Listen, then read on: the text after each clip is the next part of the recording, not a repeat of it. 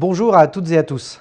À l'occasion de la diffusion du dernier épisode de la dernière saison de la série Game of Thrones, nous avons décidé la mise en place d'une séance spéciale des rendez-vous de la géopolitique, un cours en ligne consacré à la géopolitique proposé par le SCE depuis maintenant près de 3 ans et qui comporte déjà plus d'une cinquantaine de thématiques, dont certaines consacrées à Vladimir Poutine, à la Chine, à Donald Trump, et dont la vocation est d'initier davantage nos étudiants et nos auditeurs aux logiques et aux stratégies de la géopolitique.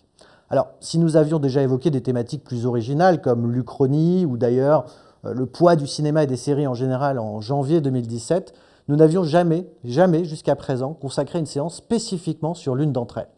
Alors, Game of Thrones, GOAT, par sa durée dans le temps, 8 saisons, par son audience considérable qui est absolument exceptionnelle et qui nous intéresse particulièrement puisque sa démarche, son histoire, son scénario global peuvent être perçus comme s'inscrivant spontanément dans des logiques politiques, de conquête du pouvoir et de rivalité entre États.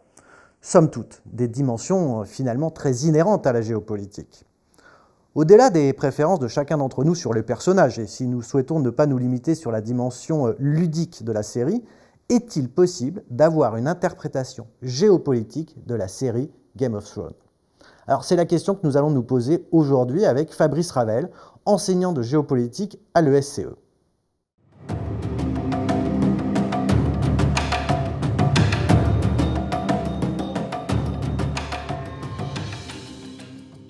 Bonjour Fabrice. Bonjour Antoine. Bonjour à toutes et à tous. Alors Fabrice, GOT, Game of Thrones occupe une place tout à fait singulière dans le monde des séries, des produits culturels et des médias. Il suffit de voir non seulement les audiences, mais surtout les passions que déchaînent les épisodes de l'ultime saison pour s'en convaincre. Alors, si la série, elle peut se classer comme finalement heroic fantasy, ça c'est sûr, il n'en demeure pas moins que les liens ou les sources d'inspiration avec l'histoire sont quand même très nombreuses. On pourrait citer le mur d'Adrien, construit entre 122 et 127 après Jésus-Christ, les peuples nomades 1, ou même la guerre qu'on a appelée la guerre des Deux Roses, la guerre civile au Royaume-Uni entre 1455 et 1485. Mais au-delà de ces sources d'inspiration, est-ce qu'une interprétation géopolitique de Goethe est-elle possible? L'intérêt de la série est énorme de par l'importance du public sur la durée, en plus comme vous le soulignez, sur 8 ans, de par l'audience qui transcende en plus les continents, les générations. Donc on a vraiment affaire à un phénomène de société, et un phénomène de société dans lequel, même si dans l'heroic fantasy, comme vous le soulignez, les exemples historiques sont très nombreux, et forcément les démarches de politique ou de rapport de force ou de pouvoir sont très importants. Donc, évidemment, il y a une question qui se posait en termes de sciences politiques et en termes de géopolitique, d'où notre problématique. La série Game of Thrones ou GOT permet-elle de faire une interprétation de géopolitique contemporaine, c'est-à-dire aujourd'hui? Justement, si on souhaite mettre en place une interprétation de géopolitique, il faut d'abord qu'on voit s'il est possible de retrouver quelques dimensions qui sont clés ou fondamentales en géopolitique. À mon sens, les principales sont au nombre globalement de 5 ou 6.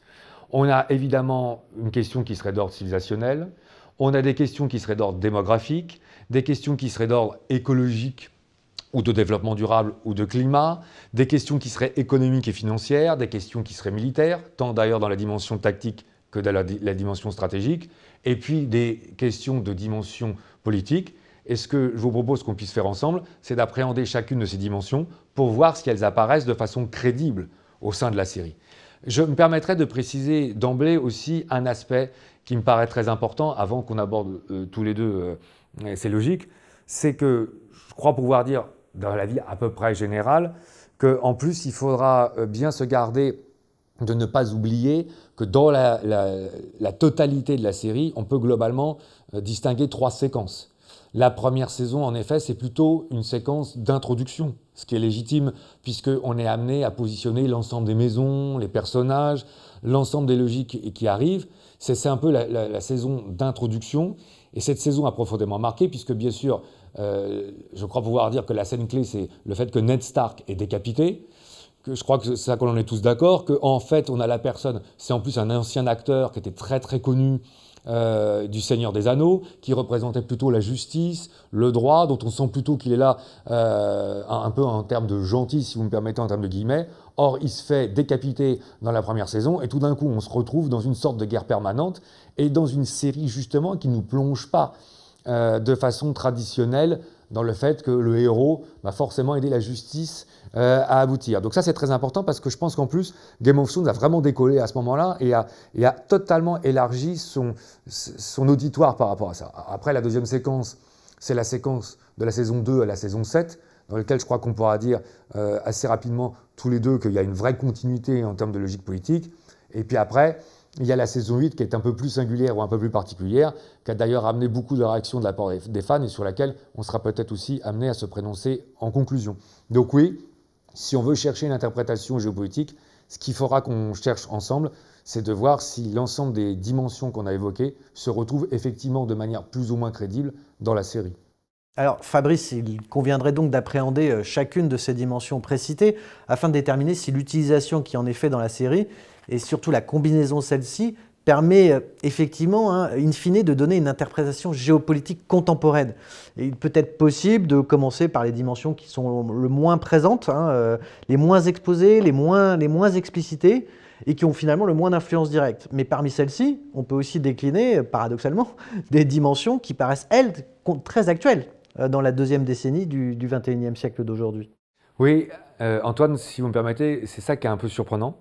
Parce qu'effectivement, les trois dimensions qui seraient les plus contemporaines en géopolitique ou qui ont le plus été amenées à être développées par la géopolitique contemporaine, ce seraient les aspects civilisationnels, ce seraient les aspects qui seraient liés à la démographie et ce seraient les aspects qui seraient liés à l'ensemble des logiques climatiques ou écologiques. Et donc, a priori, c'est là où, à mon sens, ça va être un peu paradoxal. Si on veut donner une interprétation de géopolitique contemporaine, c'est ces aspects-là qui devraient le plus ressortir dans la série. Or, évidemment, on risque de se tromper. À mon sens, ce n'est pas les aspects qui ressortent le plus. Si vous voulez bien, on va essayer de les reprendre un par un. D'abord, la dimension civilisationnelle.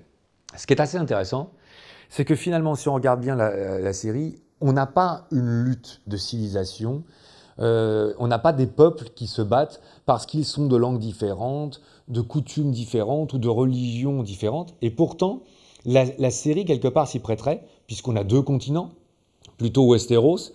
D'ailleurs, j'invite nos éditeurs parfois à aller regarder les cartes qui ont été dessinées, qui ressembleraient plutôt d'ailleurs au Royaume-Uni en termes de configuration, et Essos, qui serait plutôt un autre continent qui ressemblerait aujourd'hui à la Turquie, qu'en plus, à Westeros et à Essos, on a plutôt respectivement une civilisation qui serait ancrée dans le Moyen-Âge, dans le médiéval occidental, alors que Essos, c'est plutôt une civilisation qui serait antique ou proche au Moyen-Oriental. Et donc, en fait, on aurait tous les arguments ou les logiques qui permettraient d'avoir une lutte civilisationnelle, telle que d'ailleurs, je rappelle qu'elle est quand même assez contemporaine, puisque dans un ouvrage de Samuel Huntington, Le choc des civilisations, écrit en 1994, on a justement le fait qu'à la sortie de la guerre froide, on imagine que les guerres futures, et notamment du XXIe siècle, seraient plutôt une rivalité entre civilisations.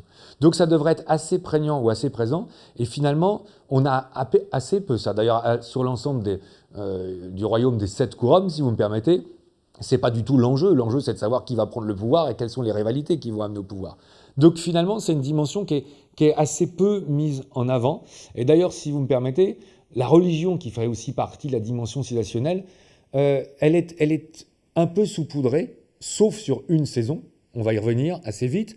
Et finalement, elle permet plus d'être dans une logique ésotérique qui permet d'expliquer la magie de temps à autre, plutôt que d'être un problème de rivalité pour imposer telle religion ou telle religion. La seule exception, c'est la saison où on a une religion un peu fanatique qui s'impose, et où on voit bien d'ailleurs que c'est l'intelligence, la sagesse ou la rouerie politique, notamment de Cersei, qui permet de mettre fin au fanatisme, ce qui est quelque part d'ailleurs une sorte de message de Game of Thrones par rapport à la religion qui serait appréhendée de façon trop fanatique. Donc c'est pas forcément la dimension qui est la plus mise en avant. De même, si on regarde les aspects démographiques, alors évidemment qui sont très importants dans la géopolitique contemporaine, ce qui est assez frappant, c'est que d'accord, il y a le mur, d'accord, parfois on évoque donc le peuple des Sauvageons qui serait au nord du mur, mais on est confronté à très peu de logiques migratoires ou de grandes transhumances de peuples nomades comme on en a connu d'ailleurs à la fin de l'Empire romain au 5e siècle après Jésus-Christ. On n'est pas du tout confronté aux logiques qui sont existentielles de migrants entre le continent africain, le continent européen ou au sein de l'Amérique centrale et l'Amérique du Sud. Et donc en fait, on a même plutôt d'ailleurs des sauvageons, si vous vous souvenez bien, Antoine, qui une fois qu'ils en ont la possibilité, ou dès qu'ils ont la possibilité, ils repartent vers le nord parce qu'ils n'ont pas du tout envie d'être assimilés à Westeros. Ce qui prouve d'ailleurs qu'on serait plutôt dans une logique très très classique d'ostracisme, c'est-à-dire qu'il y a la cité qui ne cherche pas forcément d'ailleurs à s'étendre au-delà du mur. Et de l'autre côté, on est dans une partie culturelle où on ne cherche pas forcément à avoir une influence. Donc c'est pas non plus une dimension qui est très très présente dans la série, et ça c'est surprenant. Et surtout, Antoine, si vous me permettez, il y a un contresens qu'il me paraît essentiel d'éviter et qui serait lié à la fameuse répétition du gimmick Winter is Coming, surtout sur les 3, 4 ou 5 premières saisons, parce que l'interprétation qui consisterait à dire que là, c'est la mise en exergue ou la mise en avant du risque climatique qui serait amené à menacer la planète, à mon sens, c'est un contresens majeur. Là, on est beaucoup plus dans de la géopolitique classique, c'est-à-dire en fait, il y a une menace sourde, lourde, pesante, comme l'orage qui est en train de voiler l'horizon. Et il faut plutôt penser à l'été 14, alors, me semble-t-il, plutôt penser aussi à août 1939. Enfin, on va dire, on sent que la guerre arrive, on sent que la menace arrive, et on a l'impression que c'est une sorte de mécanique qu'on n'arrivera pas à arrêter. À mon avis, le sens profond de Winter is Coming est plutôt dans cette dynamique-là, et très peu en rapport en réalité avec les logiques climatiques et écologiques. Donc, finalement, de façon un peu surprenante, toutes les interprétations, les dimensions les plus contemporaines en géopolitique, à savoir civilisationnelles, démographiques et climatiques, ne sont pas celles qui sont les plus présentes au sein de la série. Alors Fabrice, il y a quand même 3 autres dimensions qui semblent être, elles, beaucoup plus présentes au sein de la série Game of Thrones. Et bon, même si ces aspects, c'est traité de façon inégale au fil des saisons, mais il y a d'abord la première dimension, cette dimension économique et financière. Qu'est-ce que tu peux nous faire comme analyse sur cette série? C'est vrai que la dimension économique est plus présente. Alors, on sera plutôt sur l'aspect financier d'ailleurs. Je pense, Antoine, si vous en êtes d'accord, parce que sur la dimension économique, c'est quand même assez réduit. On a très peu d'explications sur Game of Thrones, sur les différentes industries, les différentes exploitations des mines. On a une conversation entre Cersei et son père au sein de la famille Lannister qui montre que la mine d'or est épuisée. Mais enfin, on a quand même très très peu d'éléments qui permettent de savoir quel est l'appui financier des différentes familles. Ce n'est pas forcément l'objet de la série d'ailleurs. Par contre, la dimension stricto sensu financière est beaucoup plus mise en avant. Elle apparaît d'ailleurs, à mon sens, doublement. D'abord, en termes d'enjeux politiques, car évidemment, l'argent est le nerf de la guerre et il permet de faire de la corruption ou d'acheter une clientèle ou d'acheter un vassal par rapport au roi, par rapport à ceux qui prétendent avoir le pouvoir. Mais surtout, ce qui me paraît intéressant, c'est qu'il y a la dimension de financer les guerres. Et là, il y a un acteur qui est très intéressant dans Game of Thrones, c'est la banque de fer, qui est souvent mis en avant parce que différents acteurs, je pense à Stannis Baratheon, à un moment qui doit financer sa flotte ou son armée, qui se retrouve assez seul. Et puis finalement, il arrive, parce qu'il prétend être l'un des rares successeurs officiels potentiels, à faire financer son expédition par la banque de fer. Donc on voit bien que là, on est dans une logique de financement militaire. Et d'ailleurs, c'est très présent aussi de la saison 7, où la banque de fer vient voir Cersei pour savoir si elle va être la reine ou pas. Et ça, c'est très géopolitique, Antoine. Et là, il y a, à mon sens, un ouvrage qui est majeur et qu'on peut mettre en corrélation. C'est l'ouvrage de Paul Kennedy, Naissance et déclin des grandes puissances, que Paul Kennedy avait écrit en 1987. Pourquoi? Parce que Paul Kennedy, qui est un auteur respecté partout dans le monde aujourd'hui, démontre que sur 5 siècles d'histoire, du XVIe à la fin du XXe siècle, quelles que soient les périodes historiques, les civilisations ou les systèmes politiques, il y a toujours un corollaire important quand il s'agit de monter en puissance entre la puissance financière d'une part et la puissance militaire d'autre part. Et d'ailleurs, si on reprend l'un des plus grands empires en Europe, l'empire de Charles Quint au début du XVIe siècle, ce qu'on remarque, c'est que très souvent les monarques ou les empereurs ont besoin d'abord de contracter des emprunts auprès des banques pour pouvoir justement financer leur guerre. Là, l'une des familles les plus importantes, c'est la famille Fugger, qui est originaire du nord de l'Allemagne, à Augsbourg, et on voit que cette famille, en plus, est montée en puissance, là, dans l'histoire réelle, parce que justement, notamment lors de la guerre des 30 ans ou lors de la guerre de Charles Quint, il faut financer la guerre. Ce qui est assez intéressant, donc, en fait, dans la série, c'est que la dimension financière apparaît majoritairement à des fins politiques et surtout à des fins militaires, ce qui est en train déjà de nous donner une tendance lourde sur l'interprétation géopolitique qu'on pourrait faire de la série. Donc Fabrice, tu viens d'évoquer à l'instant la dimension militaire, mais c'est justement celle qui va être la plus présente finalement au sein de la série, puisqu'on est finalement au fil des saisons en situation de guerre permanente. Alors Antoine, ce que vous évoquez est très important, parce qu'on va y revenir à la dimension politique, ça c'est loin d'être neutre, on est en situation de guerre permanente. Donc il n'aura échappé à personne, notamment saison 2, 3, 4, 5, 6 et 7, la saison 8 on y est aussi, qu'effectivement on est confronté à la question militaire, et là, pour que Game of Thrones soit crédible, il y a un certain nombre de questions qui se posent à nous. Est-ce que d'abord, Game of Thrones est crédible d'un point de vue tactique et stratégique? On va revenir très vite sur la différence. Et là, ce qui est assez à mettre à l'honneur des réalisateurs et de la série, c'est que globalement, la réponse est oui. Après, elle a un certain nombre de nuances. D'abord, au niveau tactique, si vous me permettez, c'est-à-dire sur les batailles, ce qui est assez remarquable, alors on peut penser à la bataille du siège de Port-Réal avec la flotte de Stannis Baratheon, qui est d'ailleurs repoussée avec en fait des feux qui sont des fameux feux grégeois qui avaient été inventés à l'époque. Elle est faite de façon assez réaliste. La fameuse bataille des bâtards est faite de façon très réaliste, puisque en fait on a des archers, des charges de cavalerie, des enveloppements par les ailes, et puis l'arrivée d'une armée de secours qui vient finalement permettre d'accéder à la bataille. Donc on a affaire, en règle générale, à des choses qui sont très très bien abouties. Là, si vous me le permettez, on va quand même être obligé de faire une petite différence entre tout ce qu'on a vu entre la saison 2 et la saison 7 et la saison 8. D'ailleurs, les fans ne se sont pas trompés, parce que là, par contre, sur la saison 8, il y a quand même un certain nombre d'incohérences qui sont un peu désagréables. Je pense notamment lors de l'épisode 4 de mémoire, où on a la charge des Dothraki. On se demande bien comment est-ce qu'on peut faire charger de la cavalerie en pleine nuit, sans avoir repéré l'ennemi, en total inconnu. Ça, c'est pas très crédible. De même que parfois, on voit la fameuse compagnie dorée qui a l'air d'avoir coûté très cher et qui est censée être formée par des hommes d'expérience et par les militaires les plus redoutés sur les deux continents, et qui se fait balayer en 2 ou 3 minutes. Donc là, je dirais qu'il y a quand même une dichotomie entre la séquence, entre la saison 2 et la saison 7, où on est vraiment sur des choses crédibles, et la saison 8, qui d'un point de vue tactique prend vraiment des libertés qui rendent les choses beaucoup moins crédibles. Il y a une autre dimension qui est très importante, Antoine, c'est la stratégie. Parce que là, il ne s'agit pas de montrer des batailles pour montrer des batailles, mais il s'agit que ces batailles soient crédibles dans un ensemble pensé, avec des objectifs politiques, avec des stratégies d'alliance. Et ce qui est très séduisant dans Game of Thrones, c'est que de manière récurrente, on a effectivement des conseils de guerre, à plusieurs occasions, d'abord chez les Stark, puis chez les Lannister. Et puis surtout, c'est très très présent, ça à mon sens, c'est une des scènes les plus importantes, dans la saison 7, où quand on a une alliance qui est faite entre plusieurs royaumes et Daenerys, on est en train d'essayer d'expliquer quelle stratégie il faut mettre en place pour chasser Cersei donc du trône, et on assiste, là c'est assez intéressant, à une stratégie indirecte. Et là, pour une fois, on fait un peu appel à du civilisationnel d'ailleurs, parce qu'on considère que les Immaculés ou les Dothraki, qui seraient de cultures différentes, permettraient à Cersei de rassembler les vassaux autour d'elle par rejet culturel. Donc on va plutôt les envoyer à Castle Rock pour prendre par surprise le siège des Lannister, et on va plutôt mettre les autres royaumes à assiéger Port-Royal. Donc c'est très très séduisant, parce que là on voit bien qu'il y a une réflexion sur le long terme qui tient compte d'un certain nombre de composantes des armées, et ça c'est très réussi.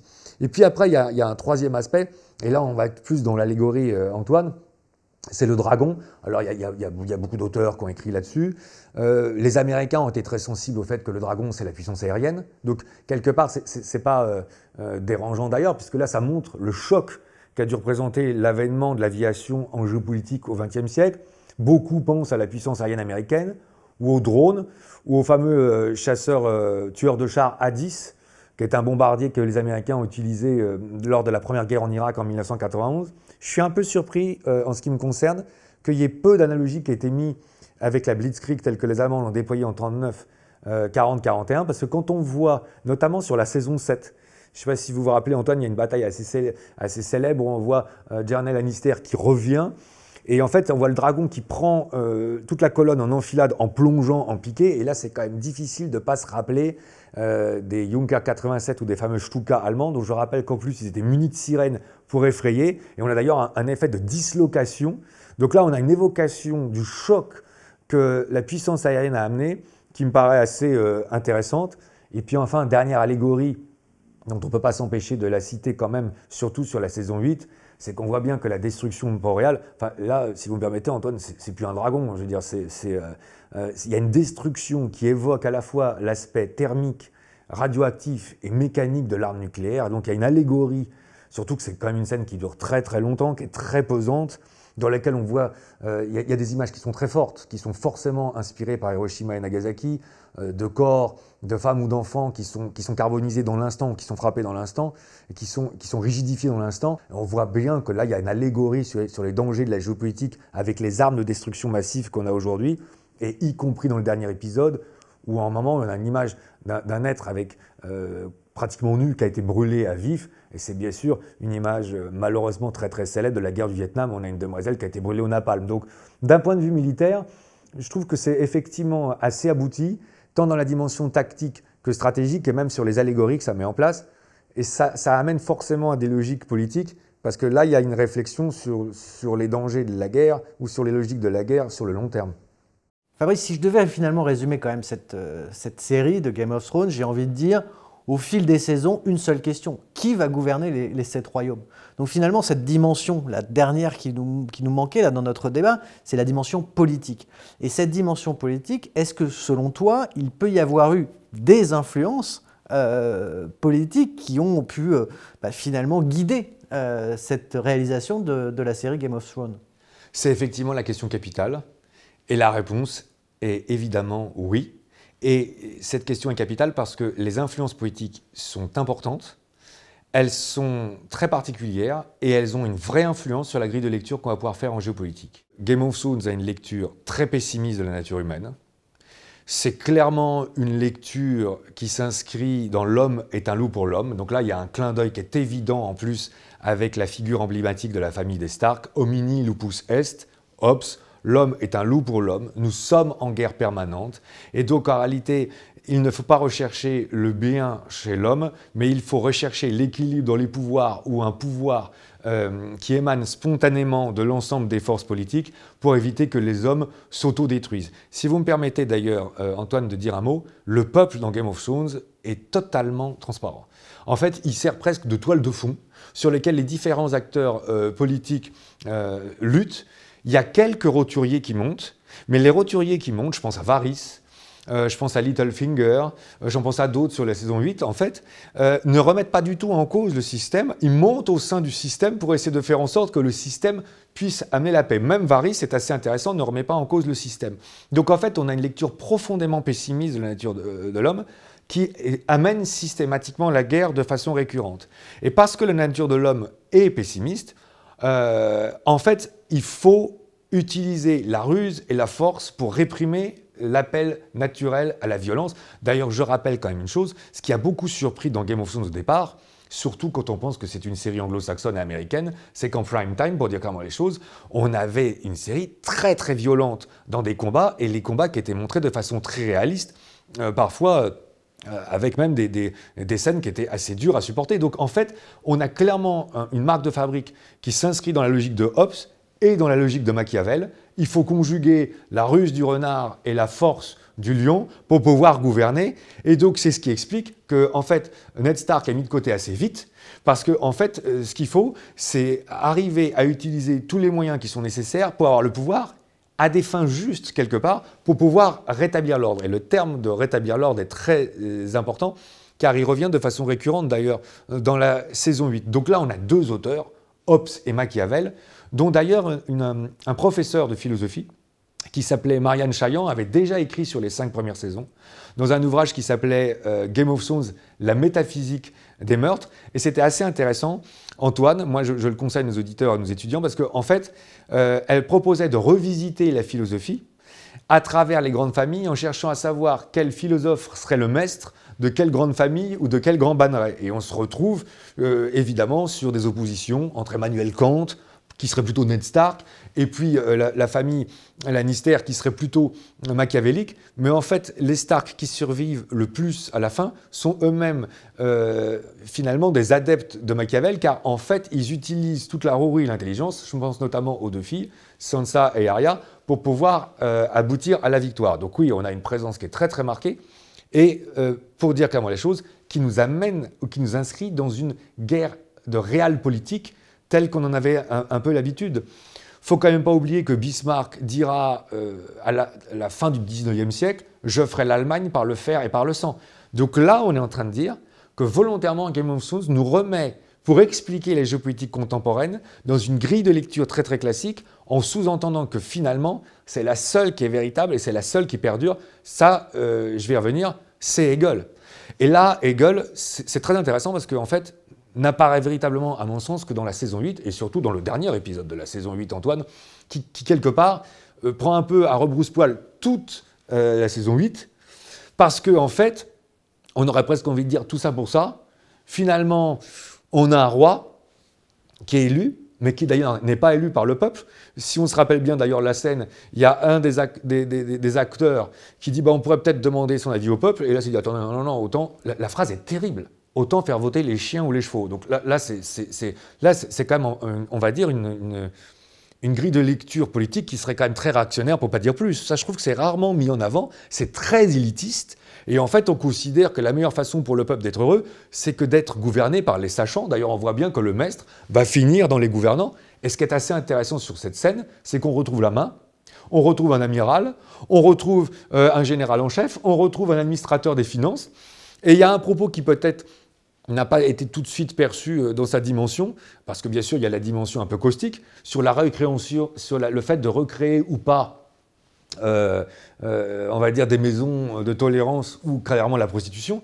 Mais en fait, l'idée consiste à montrer qu'on repart exactement comme avant. C'est-à-dire qu'en fait, Jon Snow repart sur la muraille, Daenerys Targaryen a voulu brûler une ville, elle a fini assassinée comme son père, et même la fille punée Stark part à l'ouest. On imagine que c'est pour découvrir un nouveau monde, parce qu'elle veut échapper à cette réalité, mais on comprend bien quand on voit l'histoire des États-Unis d'Amérique, c'est d'ailleurs dans le préambule de la Constitution, que c'est peut-être un phare de l'humanité, mais que lui aussi sera plongé dans la réalité des relations internationales. Donc on a une grille de lecture très réelle, politique, en fait.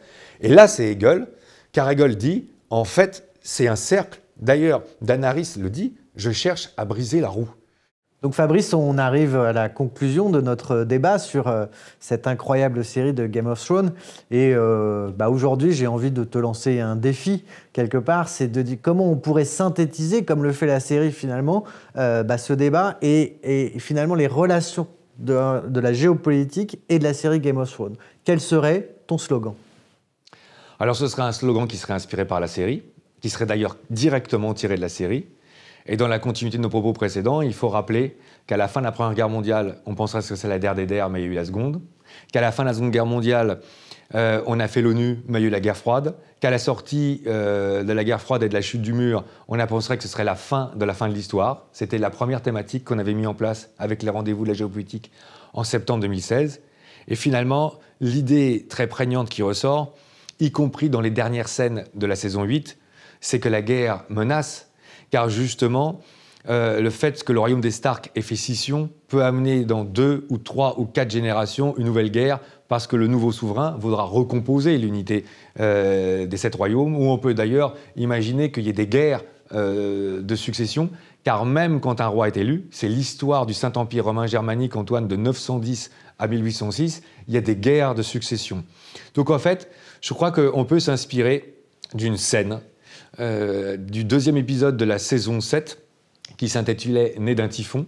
Et là, on a Lady Olenna qui tout d'un coup s'adresse à Daenerys, parce que Daenerys lui confie qu'elle veut absolument instaurer la paix et de façon durable. Et là, Lady Olenna lui dit de façon assez lapidaire « La paix ne dure jamais. Peace never lasts ».